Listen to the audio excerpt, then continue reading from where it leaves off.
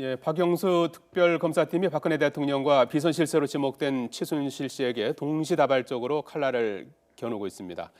여상원 변호사와 특검 수사 상황 알아보겠습니다. 안녕하십니까? 네, 안녕하세요. 자, 특검이 본격 수사한 게 8일째인데요. 뭐 연말인데도 굉장히 빠른 속도로 대대적으로 지금 수사를 하고 있는 상황인데 오늘은 세월호 7시간 의혹과 관련된 것 같아요. 김영재 의원, 차움 의원 서울대병원 압수수색을 하지 않았습니까?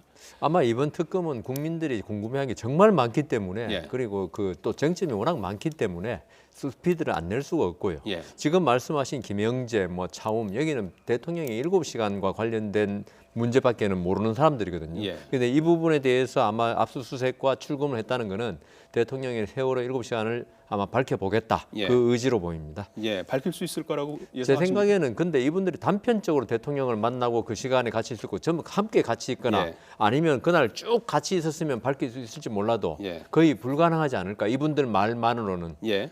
퍼즐 맞추기는 될 수 있을지 몰라도 그 퍼즐이 구멍난 데가 너무 많아요. 예. 최순실 일가가 상당한 재산을 쌓았을 것이다. 이런 의혹들이 많이 제기된 상태 아니겠습니까? 40명, 관계자 40명이라고 그러고 구체적으로 누군지는 밝히지 않았는데 그 재산 추적을 하겠다는 거죠. 예. 근데 그게 쉽지는 않을 것이다. 예. 최순실 씨 자신 있게 말했지 않습니까? 나 한 푼도 없다. 있으면 다 국가에 헌납하겠다. 그 말은 무슨 말이냐 하면은 예. 2대에 걸쳐서 이렇게 재산을 부정한 돈을 관리해 오면서 있죠. 자기 이름으로 하지 않습니다. 이 사람들. 예. 전부 차명 이런 식으로 돼 있기 때문에 유럽에 있는 재산도 있죠. 예. 제가 볼 때는 비덱스 포츠라든가 거기도 이름이 최순실 씨가 대표이사가 아니죠. 예. 차명한 이 때문에 지금 이 최순실 씨 일가의 재산은 본인 이름으로 된 거는 좀 일부분이고 예. 많은 부분이 다른 사람 이름으로 되어 있을 것이다. 그걸 밝혀내는 게 아주 어렵죠. 예. 그리고 2대에 걸쳐서 지금 수십 년간이기 때문에 그래서 특검에서 이 재산을 파헤치는 게 말만큼 쉽지는 않을 것이다. 평소에 현찰을 많이 썼다는 그렇죠. 거 아니겠습니까? 그것도 이 부분은 바로 좀 압수수색 같은 걸 통해서 할 수 있는 건가요? 어떻게 볼 수? 그렇죠. 그건 그밖에 없는데 지금 최순실 씨가 압수수색 들어오기 얼마 전에 예. 이 금고를 다 옮기고 예. 다 치웠다는 거 아닙니까? 예. 그러니까 누구의 조력을 받았든지 이건 이미 증거가 될 만큼 다 치웠기 때문에 그거는 좀 힘들 것 같습니다. 예, 이 재산 부정 축제 의혹은 지난번 검찰에서 왜 이 부분을 지금까지 못했던 겁니까? 부정축제 의혹의 최순실 씨에 대해서 예. 부정축제 의혹은 사실 뒷문제로 봤죠. 국정농단이 제일 중요했다. 예. 그래서 파다 보니까 이게 이제 국정농단이 부정축제까지 연결된 거 아니냐. 대통령을 이용해서 돈 번 거 아니냐. 이렇게 된 거죠. 예, 그리고 지금 굉장히 이제 뜨겁게 달아오르고 있는 게 문학의 블랙리스트 아니겠습니까? 처음에 이게 사실일까 아닐까 이제 이런 의혹이 있었는데 사실로 밝혀졌죠. 검찰은 지금 사실적으로 보고 있는 것 같죠? 그리고 또 명단이 있었지 않습니까? 있었고 근데 사실 블랙리스트는 역대 정권마다 다 있었거든요. 그래요? 근데 이번에는 그 인원이 너무 많았죠. 9,500명 가량 되니까 아마 방송에서 나와서 무슨 코미디나 하면 전부 다 될 것 같아요. 지금 송강호 씨도 지금 거기에 있고 한 것 같은데 방송 영화에 나와서 좀 그 발언 자체가 좀 이상하다 그랬는데 근데 사실은 블랙리스트 자체만으로는 무슨 법률적 문제는 아닙니다.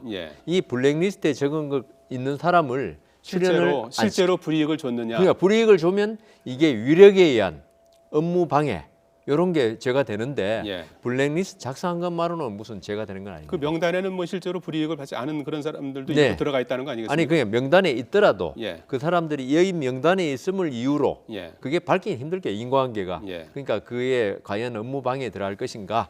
모철민 주 프랑스 대사가 오늘 귀국하지 않았습니까? 내일은 이제 특검에서 조사를 받을 예정인데요. 어떤 부분을 물어보려고 하는 겁니까?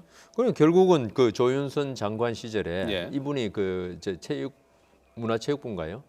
거기 있었나요? 거기 하여튼 그래가지고 조윤선 장관이 정무수석이었는데 이 조윤선 장관의 어떤 그 지시하에 블랙리스트 작성됐는가 이걸 밝혀줄 사람으로 지금 보고 있는 것 같습니다. 당시에 정무수석이었던 거죠? 조윤선 장관이 정무수석이었죠. 그랬죠. 그리고 이 지금 블랙리스트가 결국 정무장관실에서 지금 한 게 아니냐. 딴 부처에는 할 만한 데가 뚜렷이 없어요. 그래서 아마 조윤선 장관이 지금 타겟이 되고 있는 것 같습니다. 이해훈 의원은 오늘 조윤선 장관과 최순실이 서로 친분이 있다 이런 제보가 들어오고 있다 이런 걸 이제 방송을 통해서 밝혔고 조윤선 장관은 법적 대응하겠다 나섰는데요. 근데 조윤선 장관이 그 법적 대응하겠다 뭐 억울하니까 그러겠지만은 예. 그렇지만 조윤선 장관이 이런 블랙리스트랑 커다란 의혹을 받고 있는 중심에 서 있고 예. 또 본인이 장관이고 그때 정무수 공인이지 않습니까? 이건 법적 대응보다도 나는 관계없다 이런 사실을 밝히는 자료를 제출하는 게 우선이다. 왜냐하면 이혜원 의원과 그렇게 해버리면 마치 그 서초입니까? 거기 서초갑에서 예. 후보 공천 둘러싸고 경선 우리 때 경선 때 치열하게 맞붙었던 예. 그거 구원을 가지고 원한을 가지고 하는 게 아니냐 이래 되거든요. 예. 그렇기 때문에 조윤선 장관은 우선 공인으로서 예. 내가 이 관계 없다 그리고 우리가 작성하였다 이런 데 주력해야 된다고 봅니다. 예.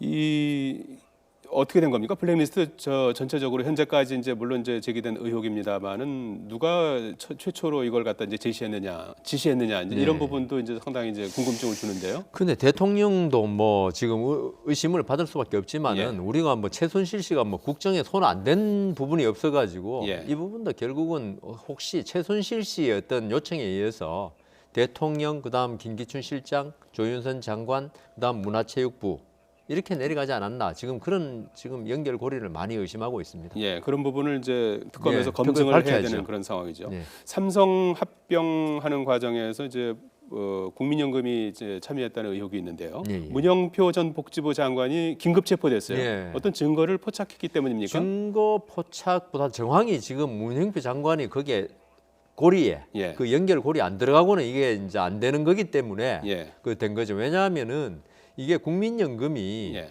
삼성물산과 제일모직 합병에 이게 사실 두 컨설턴트 회사에서 이거 불가하다고 의견을 냈고요. 예. 또 몇 군데는 가하다고 냈는데 사실 결과적으로 한 6천억, 4천억 또는 6천억 정도의 손해를 봤습니다. 국민연금이 나중에 합병되고 나서. 예. 그러면은 이게 이렇게 지금 엄청난 사안을 이 문영표 장관이 혼자서 했겠냐? 예. 결국은 위에서 그러니까 최순실 씨가 삼성에서 특혜를 받고 무슨 자금을 지원받았지 않습니까? 승마 때문에. 예. 그리고 대통령한테 부탁한 거 아니냐? 예. 그럼 대통령은 문체부 장관, 보건복지부 장관 이야기하고. 예. 그게 왜냐하면 국민연금이 보건복지부 산하에 있으니까. 예. 보건복지부 장관은 홍완선 기금운용본부장한테 지시해서 이게 찬성으로 한 게 아니냐. 예. 그러면 이거는 만일 이 말이 다 맞다면 이건 제3자 뇌물 제공이 되는 거죠. 예. 네, 그렇기 때문에 문영표 장관은 이 청와대와 그다음 홍완선 예. 기금운용본부장 이어주는 고리가 되기 때문에 아마 그 부분에서 체포될 것 같습니다. 대통령이 직접 뭐 전화를 안 했을 가능성도 있는 거 아니겠습니까? 그렇죠. 비서관도 있고 그러니까 예, 말이죠. 그랬을 경우에도 이 제3자 뇌물죄가 성립될 수 있나요? 비서관이 전화를 비서관이 했다고 해도 그러면. 마찬가지. 비서관도 그렇습니다. 공무원이기 때문에요. 대통령이 대통령이 지시로 관여 안 보는 했다 건가요? 하더라도 예. 그다음 문영표 장관이 뭐 어떤 관계에서 그런 지시를 했는지 모르겠지만은 예. 만일에 최순실 씨와 연관이 있다. 예. 이러면 이것도 제3자 뇌물 제공이죠. 대통령도 공무원이지만 예. 문영표 장관도 공무원입니다.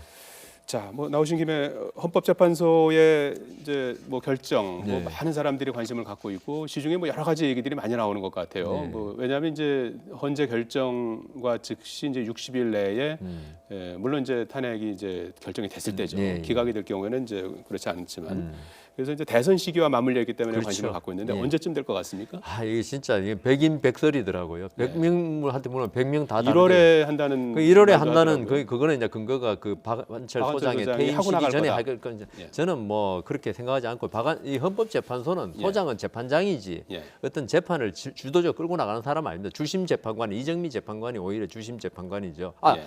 강일원 강일원. 재판관이. 예. 근데 이렇게 되기 때문에 그리고 이번에 쟁점이 노무현 대통령 때 63일이라 그랬는데 예. 쟁점이 너무 많아요. 예. 그래서 63일 가지고는 안 되고 63일이면 벌써 1월 말이잖아요. 예. 그래서 안 된다. 그다음 이정미 재판관이 3월 13일 퇴임하는 그 전에 할 거 아니냐. 예. 그 뭐 그런 설. 그다음 3월 말 그 설. 뭐 4월 설 뭐 이렇게 많아 가지고요. 예. 이거는 뭐 헌법재판관들이 헌법재판관 자신도 모를 겁니다. 왜냐하면 이거는 심리를 하다 보면요.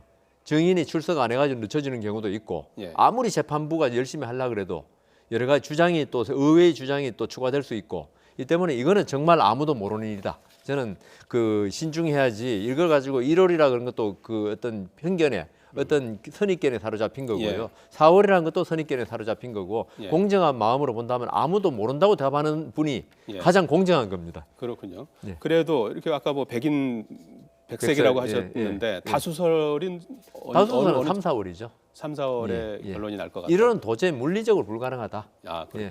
그렇군요. 노무현 대통령 때 7차 변론까지 했습니다. 예. 그 쟁점이 2가지인가 3가지밖에 안 되는데 예. 지금 13가지입니다. 쟁점이. 그때는 그래도 대통령 탄핵에 대한 뭐 기준을 이제 정했기 때문에 이제 뭐 그거는요. 기준이라는 거는 그 정도 말 가지고 탄핵할 것이냐 그거는 판단 문제고요. 예. 이건 사실 인정이 지금 엄청나게 많습니다. 그런 행위를 했냐 안 했냐. 예. 알겠습니다. 네, 여상원 변호사였습니다. 잘 들었습니다.